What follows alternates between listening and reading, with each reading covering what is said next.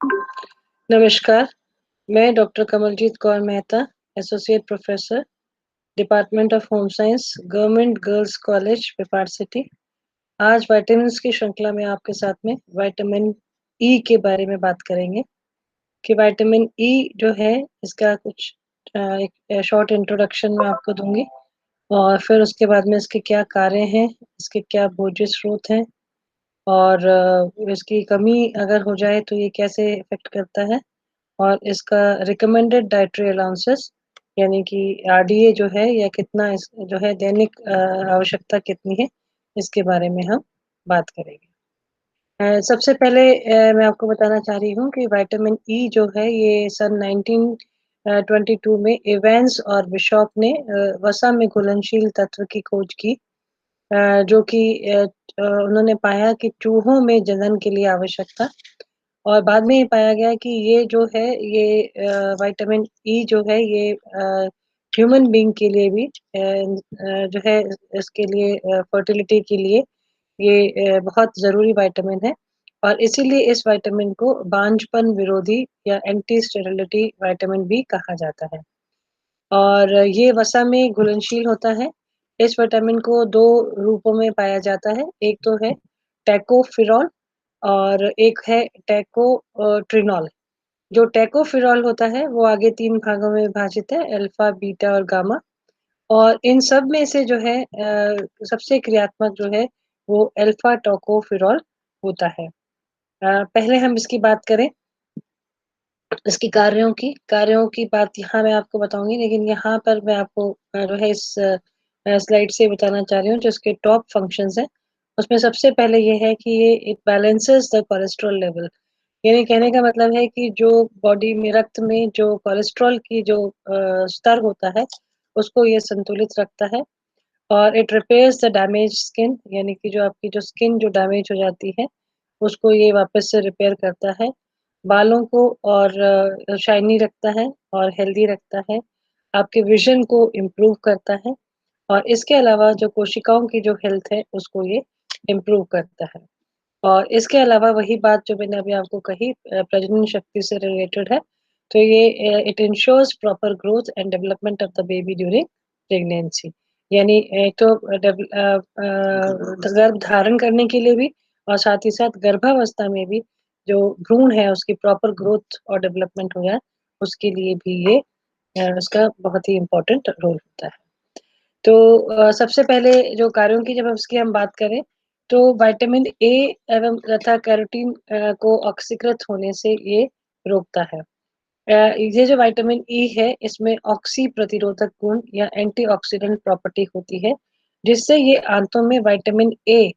और कैरोटीन के ऑक्सीकरण को रोककर नष्ट होने से बचाता है।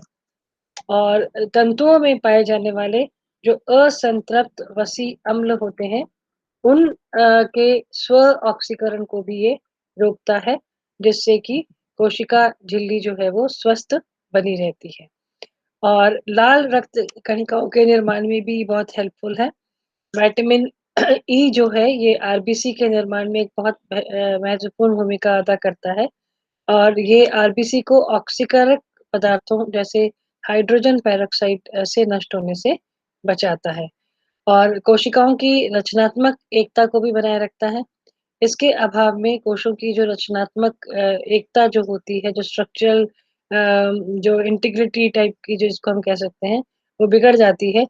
जिससे कि कोशिकाओं का बाह्य आवरण जो है वो नष्ट होने लगता है यदि इसकी कमी हो तो। और प्रजनन में सहायक है, विटामिन ई जो है ये सामान्य प्रजनन में महत्वपूर्ण भूमिका निभाता है। इसकी कमी से स्त्री और पुरुष दोनों की प्रजनन शक्ति जो है वो क्षीण होती है और यौन हार्मोन्स का स्रावन जो है, जो कि पुरुष और स्त्री दोनों के जो यौन हार्मोन्स होते हैं, उसका स्रावन भी अनबैलेंस्ड या असंतुलित हो जाता है। और फिर ये अम्ल और प्रोटीन चयापचय में भी हेल्प करता है। विटामिन ई का इनके चयापचय में महत्वपूर्ण स्थान है और ये हीम प्रोटीन के संश्लेषण में भी सहायक होता है। और जैसे मैंने आपको बताया कि कोलेस्ट्रॉल को भी ये कंट्रोल करता है, तो ये शरीर में कोलेस्ट्रॉल तथा विटामिन डी की उपयोगिता को भी प्रभावित करता है। ये देखिए इसकी कमी से आप देखिए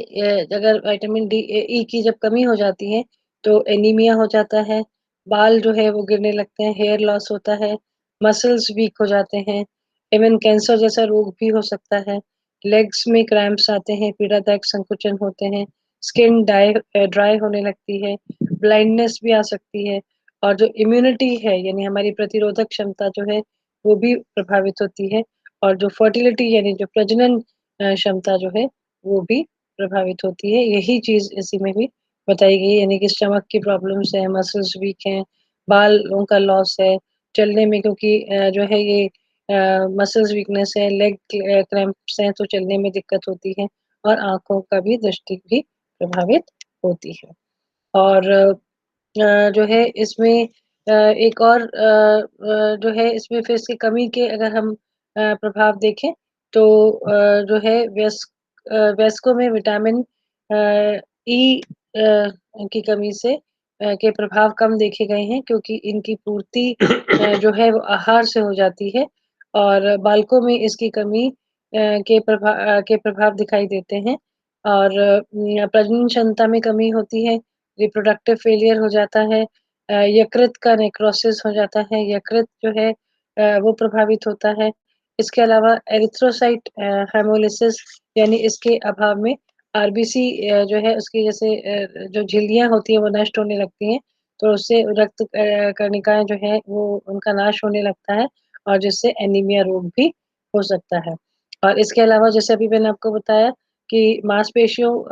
में ऐंठन जो है वो विटामिन ए के अभाव के में शरीर की पेशियों में कमजोरी आ जाती है, कोशों की टूट-फूट होने लगती है, जिससे अनावश्यक संकुचन होने लगता है और पेशियों में ऐंठन शुरू हो जाती है और इसीलिए चलने-फिरने में भी दिक्कत आने लगती है। अब हम बात करते हैं इसके भोज्य स्रोतों की। ये वानस्पतिक तेलों में पाया जाता है, मक्के का तेल, बिनोले का तेल, अलसी का तेल, सोयाबीन आदि के तेल में ये पाया जाता है और इसके अलावा ये जैसे साबुत घी में, साबुत अनाज में, गेहूँ का जो भ्रूण होता है यानी गेहूँ को अगर आप उगाएँ उसमें जब उगाते हैं तो उसका जो भ्रूण होता है उसमें जर्म सेल जो होता है उसमें गहरी हरे पत्तेदार सब्जियों में और जो है ये थोड़ा-सा कम मात्रा में पाया जाता है और जो नवजात शिशु को जो है वो माँ के दूध से ही विटामिन ई की कमी पूरी हो जाती है। और ये देखिए इसके विटामिन ई के भोज्य स्रोत इसमें बताए गए हैं। ये जो नेचुरल सोर्सेज़ हैं जैसे अनार है और जो सूरजमुखी के बीज हैं, एवोकाडो एक फ्रूट होता है, उसमें होता है, मैंगो में है, स्पिनच, पालक और ब्रोकोली में है, ऑलिव ऑयल में है और कीवी भी एक फ्रूट है जिसमें विटामिन ई होता है। इसके अलावा जितने भी आपके जो नट्स आप कंज़्यूम करते हैं, अखरोट, बादाम, काजू इत्यादि जो ड्राई फ्रूट्स होते हैं उसमें भी विटामिन ई होता है। और ये इसके जो है 12 विटामिन ई फूड सोर्सेज़ इसमें ये नेचुरल हैं, इसमें नेचुरल और इन दोनों को जो कि प्राणिज स्रोत से प्राप्त होते हैं, उनको भी इसमें दोनों को ऐड किया गया है और ये आपकी हेल्दी स्किन और हेल्दी हेयर के लिए जो विटामिन चाहिए, उस विटामिन ई को ये प्रोवाइड करता है, जिसमें स्पिनच है, स्वीट पोटैटो यानी शकरकंदी है, आलमंड्स हैं, बादाम हैं, पाइन नट्स, नेजे जिसको कहते हैं और जो है ये व्हीट जर्म है और कुछ नट्स हैं, ये ब्राज़िल नट्स हैं, ऑलिव ऑयल है, सनफ्लावर सीड्स हैं और एक खास तरह की मछली है, इससे भी प्राप्त होता है और जो है ये पीनट्स मूँगफली में और एवोकाडो। तो ये जो है इसके भोज्य स्रोत हैं और इनके भोज्य स्रोतों को जो है सही मात्रा में अगर आप अपने आहार में शामिल करेंगे, तो आप इसके जो है इससे बच सकते हैं। और ये लास्ट में जो है कि शरीर को कितनी ये मतलब रिकमेंडेड डाइटरी अलाउंस जो है, वो कितनी आवश्यकता है, ये अवस्था बताई गई है और ये मात्रा मिलीग्राम प्रतिदिन बताई गई है। शैशवावस्था में 3 से 4 मिलीग्राम बाल्यावस्था में 5 से 7 मिलीग्राम, किशोरावस्था में 8 से 10 मिलीग्राम, वयस्क पुरुष की 10, वयस्क स्त्री की 10, गर्भावस्था में 10 और धात्री अवस्था में 11। यहाँ से आप देख सकते हैं कि मिलीग्राम्स में अगर देखा जाए तो मात्रा बहुत कम है, लेकिन जैसे कि आपने पूरे इसमें वीडियो में देखा